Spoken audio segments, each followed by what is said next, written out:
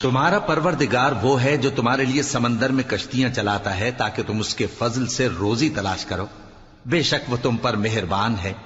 اور جب تم کو سمندر میں تکلیف پہنچتی ہے یعنی ڈوبنے کا خوف ہوتا ہے تو جن کو تم پکارا کرتے ہو سب اس پروردگار کے سوا گم ہو جاتی ہیں۔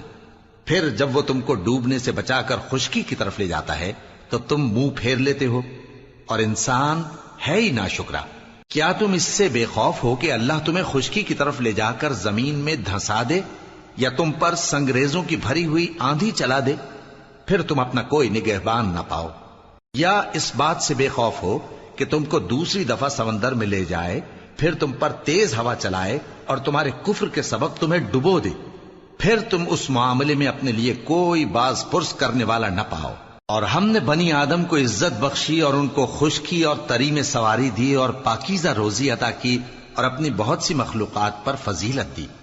جس دن ہم سب لوگوں کو ان کے پیشواؤں کے ساتھ بلائیں گے تو جن کے اعمال کی کتاب ان کے داہنے ہاتھ میں دی جائے گی وہ اپنی کتاب کو خوش ہو کر پڑھیں گے، اور ان پر دھاگے برابر بھی ظلم نہ ہوگا۔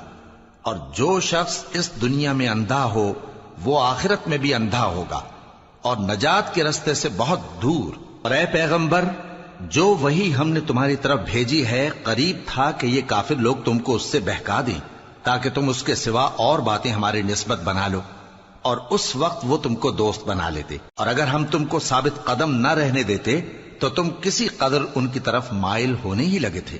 اس وقت ہم تم کو زندگی میں بھی عذاب کا دگنا اور مرنے پر بھی دگنا مزہ چکھاتے، پھر تم ہمارے مقابلے میں کسی کو اپنا مددگار نہ پاتے۔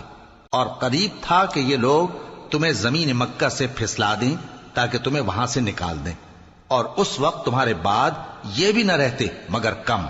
جو پیغمبر ہم نے تم سے پہلے بھیجے تھے ان کا اور ان کے بارے میں ہمارا یہی طریق رہا ہے، اور تم ہمارے طریق میں تغیر و تبدل نہ پاؤ گے۔